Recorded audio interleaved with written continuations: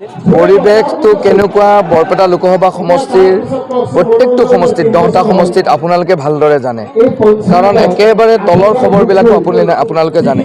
গতিকে ৰাইজে আশীৰ্বাদ দিছে, সকলো জাতি জনগোষ্ঠীয়ে আশীৰ্বাদ দিছে, মানসিকভাৱে শক্তিবন্ত হৈছোঁ ৰাইজৰ আশীৰ্বাদেৰে। আৰু এই সংবিধান ৰক্ষা কৰাৰ যুঁজত ৰাইজৰ যি আশা, সেই আশা পৰিপূৰ্ণ কৰাৰ বাবে নিৰৱচ্ছিন্নভাৱে লাগি গৈছোঁ, যুদ্ধ কৰি গৈছোঁ আৰু ৰাইজে আগুৱাই দি আছে। গতিকে মানসিকভাৱে যথেষ্ট শক্তিবন্ত হৈছোঁ। মূল যুঁজ মই সদায় এটা কথাই কৈ থাকিম, এই কথাটোত গণতান্ত্ৰিক ব্যৱস্থাত ৰাইজ হ'ল ৰজা, আৰু ৰাইজে নিৰ্ধাৰণ কৰিব কাৰ লগত যুঁজ হ'ব নে কাৰো লগত যুঁজেই নহয়, কাৰণ শোষণেৰে শাসন কৰি আছে আৰু জাতীয়তাবোধৰ আৱেগৰ কথা কৈ পেলাই নাগপুৰৰ নাগপাশত বন্দী হৈ পেলাই জাতীয়তাবোধটোক জলাঞ্জলি দি কেনেধৰণে শোষণৰ শাসন কৰি আছে এই কথাবিলাক ৰাইজে দেখি আছে। গতিকে ৰাইজে কাৰোবাক প্ৰতিদ্বন্দ্বিতাত ৰাখে নে প্ৰতিদ্বন্দ্বিতাত নাৰাখে সেইটো ৰাইজে নিৰ্ধাৰণ কৰিব। কিন্তু ৰাইজে আশীৰ্বাদ দি কৈছে যে ডেকা শক্তি এইবাৰ সংসদলৈ যোৱা, বহু ভোটত তোমাক আগুৱাই লৈ যাম। গতিকে এইটো ৰাইজে এনেধৰণে আশীৰ্বাদ দিছে। কিন্তু বিজেপিয়ে ক'ব খুজিছে যে কংগ্ৰেছ তেওঁলোকৰ নিচিনা ইমান ডাঙৰ ডাঙৰ ধৃষ্টতা, এনেধৰণে ডাঙৰ ডাঙৰ কথা কিয় নকওঁ জানে? ভোট কোনে দিব? ৰাইজে দিব। ৰাইজৰ অন্তৰাত্মাত কি একুৰা জুই জ্বলি আছে এই নেতাসকলে জানে নেকি?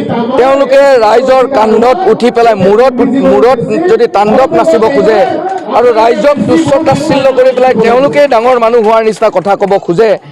গতিকে গণতান্ত্ৰিক ব্যৱস্থাত আকৌ কৈছোঁ ৰাইজ হ'ল ৰজা, ৰাইজেহে নিৰ্ধাৰণ কৰিব কোন কিমান ভোটত আগবাঢ়িব। তেওঁলোকে নিৰ্ধাৰণ কৰিব নেকি? তেওঁলোকে শীততাপ নিয়ন্ত্ৰিত কোঠাত বহি ৰাইজে নিৰ্বাচিত কৰি পঠাই দিছিল। শীততাপ নিয়ন্ত্ৰিত কোঠাত বহি প্ৰত্যেকটো দিনে ৰাইজক শোষণ কৰিছে, আৰু শোষণ কৰি থকা এই ৰাইজে তেওঁলোকক কি আকৌ আগবঢ়াই দিব? গতিকে ইয়াৰ উত্তৰ ৰাইজে দিব।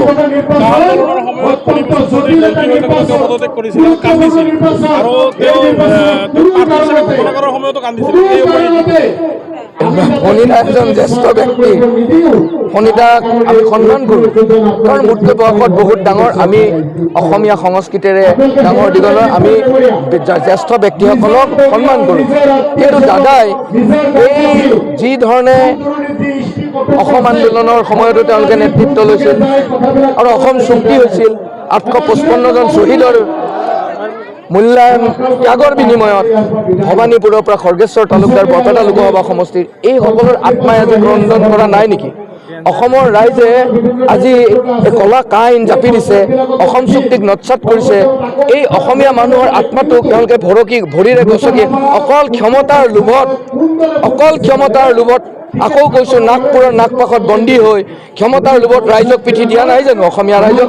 গতিকে অসমীয়া ৰাইজক আৰু কিমান ঠগি ৰাজনীতি কৰিব? সেইকাৰণে তেওঁলোকে এনেধৰণে দাদাই কান্দিছে, জানে দাদাই কান্দিছে যে এইবাৰ ৰাইজেতো তেওঁক আঁকোৱালি নলয়, কাৰণ বিধানসভাতো তেখেত সৰব নহয়। 8বাৰ বঙাইগাঁৱৰ ৰাইজে পঠিয়াই দিলে, বিধানসভাত সৰব নহয়। গতিকে তেওঁ আৰু লোকসভাত গৈ কি কথা ক'ব? গতিকে মই দাদাৰ বিষয়ে বৰ তৰল মন্তব্য দিব নাযাওঁ। দাদা বিধানসভাত আছে, বিধানসভাত সৰব হৈ থাকক, সৰব হওক বঙাইগাঁৱৰ কাৰণে, সেইটোৱে বিচাৰোঁ। দাদাও এজন জ্যেষ্ঠ ব্যক্তি। আজি মনোৰঞ্জন তালুকদাৰ ডাঙৰীয়াৰ পৰিচয়টো বিধায়ক হিচাপে কোনে দিলে? সৰ্ব সমষ্টিত মনোৰঞ্জন তালুকদাৰ বুলি যে অসমৰ ৰাইজে চিনি পালে, বিধায়ক হিচাপে কোনে দিলে? এইটো কংগ্ৰেছ দলে দিলে।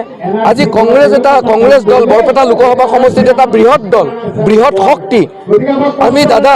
আমি বিচাৰোঁ যে দাদাই বিধানসভাত শক্তিশালী ৰূপত অখিল গগৈ ডাঙৰীয়া, দাদা আৰু আমাৰ কংগ্ৰেছ দলৰ বিধায়কে ৰাইজৰ হৈ মাত মাতি থাকক আৰু এজন ডেকা শক্তিক আগুৱাই দিয়ক। কিন্তু দাদা কিয় এনেকুৱা এটা আকৰগোজ মনোবৃত্তিতে আহিছে যে মোক বিধায়কো মই হ'ম, সাংসদো মই হ'ম?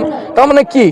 ক'ৰবাত ৰাইজে কালি মই বহু জেগাত যাওঁতে কৈছে নাই মনোৰঞ্জন তালুকদাৰে কিবা অলপ বেলেগ ধৰণৰ হৈছে, কিন্তু মই বিশ্বাস নকৰোঁ দাদা কাৰোবাৰ এজেণ্ট বা কেনেধৰণে কথা হ'ব বুলি পেলাই।